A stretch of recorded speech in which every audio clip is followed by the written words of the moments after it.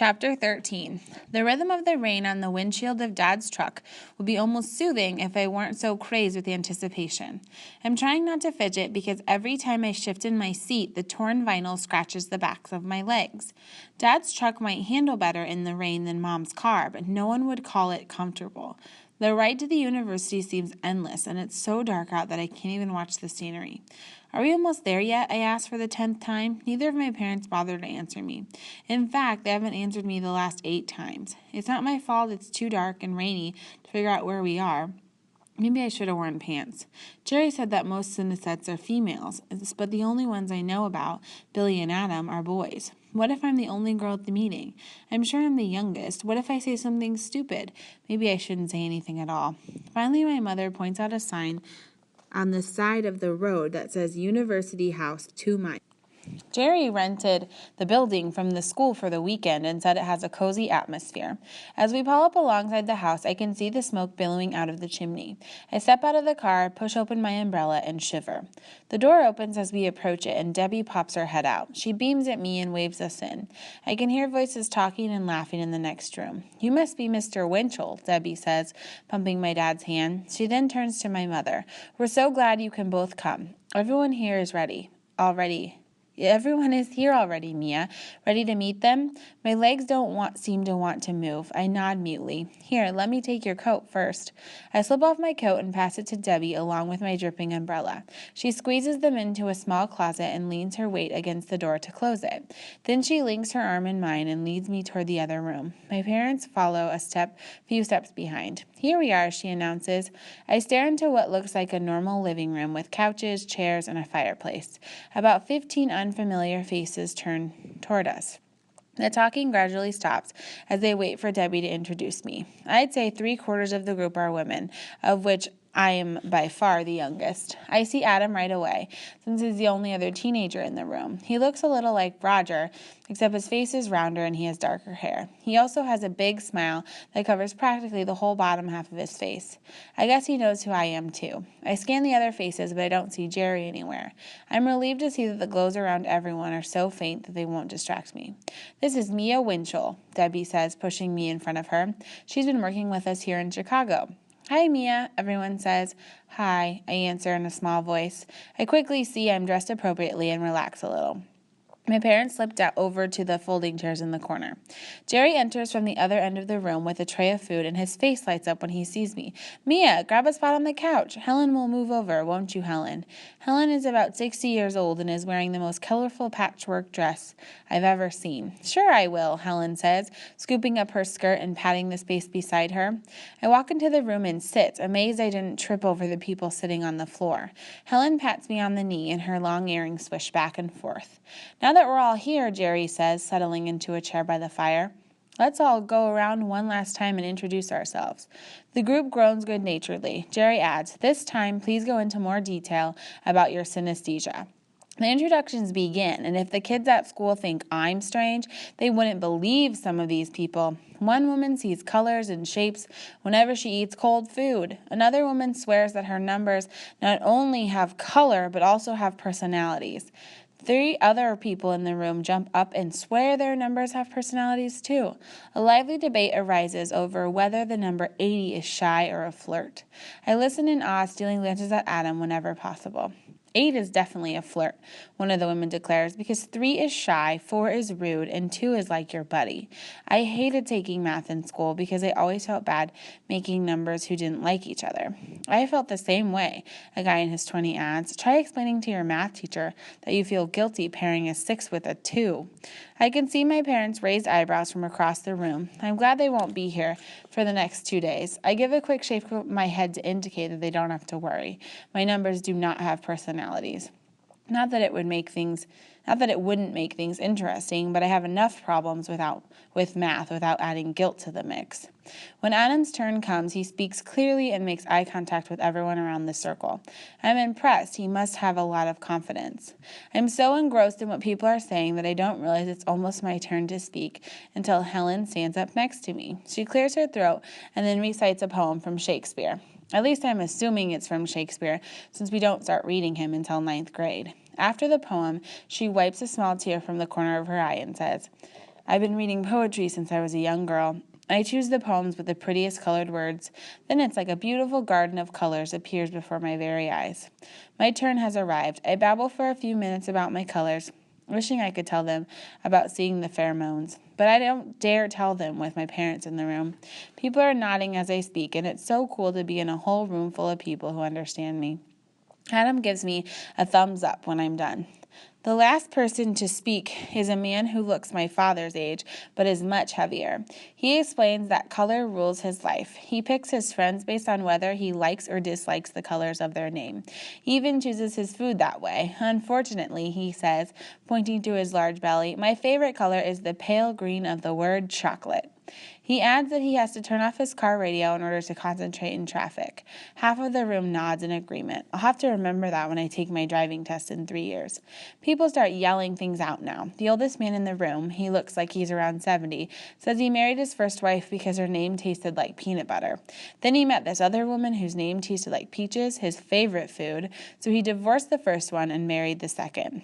One woman brags that she can read and write upside down and backward, and that when she writes with her right hand, her left hand can follow along and write the same sentence backwards. 3 other women call out that they do that too. I haven't thought about it in years, but I used to do it when I was little. It never crossed my mind that it might be connected to my colors. I guess whatever wires are mixed up in my brain are responsible for this sort of thing. Jerry waits until the room quiets down and asks, does anyone want to share their word pictures? Let's raise our hands this time. 3 hands shoot up, but then they all start talking at once. I guess I'm about to find out what a word picture is. The name Jerry is like a big sugar cube with chopsticks sticking out of it. No, it's not. It's like a bicycle pump with a red handle. No way. It's a big pillow with the stuffing being squeezed out. The rest of us look at one another and shrug. I imagine their heads must get pretty crowded if every word has a picture with it. Since we have an early day tomorrow, Jerry tells us to mingle for a little while and then call it a night. The rest of the weekend will be taken up with experiments. I feel like I'm part of an elite club and can't wait for tomorrow. It hardly seems possible that I had once wanted my synesthesia to go away. Adam motions me over to the fireplace where he holds out his hand. We haven't been formally introduced, he says in a pretend grown-up voice. I reach out to shake his hand. He grabs it and kisses the back of it. He actually kisses my hand. Fortunately, my parents have wandered out of the room, or else I would be mortified. Charmed, Miss Winchell, he says, lightly dropping my hand.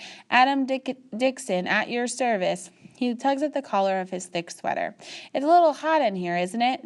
The rain has stopped. Maybe we should go outside for some air. It has gotten a little stuffy in the room. Of course, it could be because we're standing in front of the fire. Before I can say anything, Adam takes my hand and leads me out the back door and into a little courtyard. I'm so energized that I barely feel the cold. We sit down on a bench that had been partially sheltered from the rain. I've never been in the dark with a boy before. Well, other than Zach, of course. My palms are sweating and I wipe them on my dress. So this is pretty great, right? Adam says. I'm not sure if he means the meeting or us sitting on the bench together. Uh-huh. I feel, figuring it's a safe answer. Where did this come from? He asks, slightly touching my friendship bracelet. His fingers graze my arm, and I shiver a little as I tell him about the bracelet. Are you cold? He asks, moving a little closer. We should have grabbed a bottle of wine from inside. They never would have noticed. That would warm you right up. Right, I'm fine, I tell him. Didn't you get really sick the last time you drank? Oh, that. I was just a kid then. Before I can ask what he thinks is now, he says, you look just like I thought you would. Am I like you pictured? I don't know, I didn't really. Mia, he interrupts. Yes. Can I kiss you? What? I ask a little too loudly. Never mind, he says, looking across the yard. No, it's okay. Yes, you can. I stop rambling and he smiles at me. If my palms weren't already sweating, they would be right now. It was about the time I had my first kiss. It seems fitting that I should be with another synesthete, since we understand each other so well. I close my eyes and feel his lips touch mine. Our noses bump and I giggle. That wasn't so bad, was it? He asks, smiling. I shake my head, afraid to say something stupid. He leans in to kiss me again. Suddenly I hear footsteps behind us. Mia! I cringe and pull away from Adam. My mother doesn't look happy to see me kissing a strange boy on a bench in the dark. I hurry to introduce Adam, explaining that we knew each other already. That's great, she snaps, and practically drags me away by my sleeve. All I can do is wave goodbye.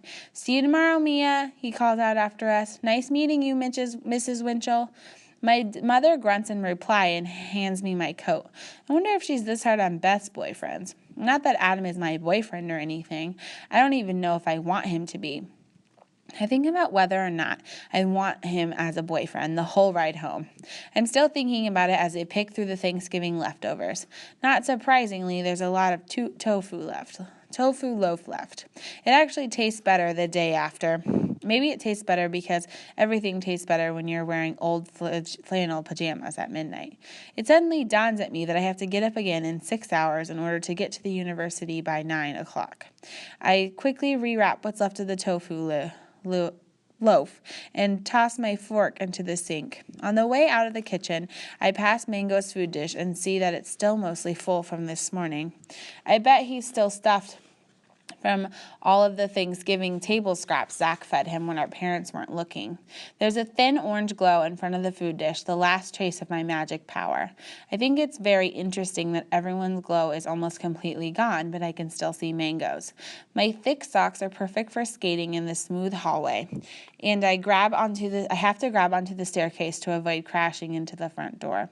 As I come to a stop, the full moon shining through the living room window beckons to me. Even though it's freezing outside, I feel like sitting on the front porch. Grabbing my coat from the front closet, I quietly open the front door and slip outside. The top step seems dry enough, so I sit down and watch the clouds pass quickly in front of the moon. It seems impossible to believe I was just in a room with 14 other people just like me. I can't wait to tell them about the acupuncture, which, as cool as it was, did get to be pretty distracting. But if my abilities had been stronger tonight, I would have been able to see exactly what Adam was feeling when he kissed me. That could have been useful. A light drizzle turns the air to mist, and by the time I get back to my room, a steady rain is pounding the ground. I climb under the warm comforter without even bothering to brush my teeth. Sometime around 3:30 in the morning, a loud burst of thunder wakes me. I raise my hand to look for Mango, who hates the thunder. Even in the darkness, I can see the orange glow. I reach down to bring him into my arms, but my hands land on an empty blanket. As if on cue, a flash of lightning shows me that Mango is definitely not on the bed. The only thing there is a mango-shaped space. I sit up and try to remember when I saw him last. I must have given him his medicine before I went to bed. My memory used to be so good, but last night is all a blur. I stare at the Winnie the Pooh blanket, mentally willing Mango to appear. It doesn't work. As I'm concentrating, I notice a faint orange trail leading off the bed and out my door. I decide to follow it. When I get to the front hall, I have to choose between the thick orange trail leading down to the kitchen and the very faint trail leading straight to the front door. My heart pounding, I open the front door to find Mango curled up in a tight little ball on the doormat. He looks so cold. I quickly gather him in my arms, and he sluggishly opens one eye and then lets it close again. Holding him tighter against my chest, I push the door closed with my hip and hurry back to bed. We lie there under the comforter as my body heat slowly warms him. I spend the next hour holding and nuzzling him, alternately worrying how I didn't see him slip outside, hating myself for letting him get so cold, and debating whether or not I should give him another pill. Mango might not know any better than to go outside in the freezing cold, but the part of him that's Grandpa should have. Maybe the Grandpa part was asleep at the time. Finally, Mango starts purring, and I let my eyes close. The next time I wake up, it's a few hours later, and the slacking of the furnace almost drowns out the sound of Mango's heavy wheezing. Almost. I try to wake him up, but he won't respond. Then he starts twitching his arms and his legs, but he still won't wake up. For the second time that night, I jump out of bed and run into the hall. This time, I run to my parents' room and knock frantically on the door. My mother opens it and immediately looks worried. "What is it, Mia?" I am wringing my hands, and my heart feels like it's going to burst in my chest. "We have to take Mango to the vet right away. There's something wrong with him. Please hurry." Together we run back to my room. She takes one look at Mango, who is still twitching, and tells me to wrap him in a blanket and meet her in the car. I slip on my rain boots and briefly wonder whether I should put some real clothes on. Another twitch from Mango makes the decision for me. I grab the poo blanket, wrap him up in it, and head downstairs. My mother, also in pajamas and rain boots, is hanging up the phone in the kitchen. "What did the vet say?" I asked, terrified of the storm. "The storm last night flooded the main road," my mother said hopelessly. "She can't get to her office, and we can't get to her house." I stare at my mother as I digest this information. "We'll have to take the helicopter," I say, panic building in my chest. "It's not raining anymore, right?" Mango wheezes loudly, and my mother tells me to wait by the door while she runs back upstairs. I wait by the stairs, my ears buzzing with fear as every second seems like an hour. Finally, my father appears, hopping on one foot as he pulls on his thick boots. "Where will we land, Dad?" I ask, my throat tight. "Leave it to me," he says. "Right here while I warm up the engine." I watch him run across the rain-soaked field and disappear into the cockpit. I remember how Mango's mango-colored wheezes used to be comforting because they meant he was still around. They are anything but comforting now. Mom and Zach join me in the kitchen. Zach gently strokes Mango's head while we wait. Every few seconds, I feel a twitch through the thin blanket, and my stomach flip-flops. Dad flashes the lights on and off, signaling he's ready for me. I race outside, hunched over to keep Mango warm. I climb in, strap myself into the seat. Still holding Mango tight, I lower my head and rest it on his as the propeller speeds up. The helicopter begins to lift and then settles right back down again, the propeller sputtering. I realize I'm holding my breath and I force myself to breathe. Tears slip out as I exhale. "Hurry, Dad, please!" I'm pleading and crying at the same time. "I'm trying, Nia, just hold on." He makes some adjustments on the panel, and the propeller slowly winds up again. "Hold on, Mango," I beg as I gently pat him. "You'll be better soon, I promise." Mango meows softly. I feel a second of relief, thinking maybe he understands me and knows we're going to get help. The helicopter starts to lift again, and it takes my brain a second to realize that something isn't right. Mango isn't twitching anymore. He isn't wheezing. He isn't breathing. "Dad, stop!" The chopper bumps back down. My fingers shake uncontrollably as I unwrap the blanket and stare down at Mango. He looks like he's asleep, except his chest isn't moving. I shake him, but nothing happens. "Turn him onto his back," my father commands. Time has stopped. The only thing that exists in this world are me, my father, and Mango. The tears are streaming down my face now and making Mango's fur wet.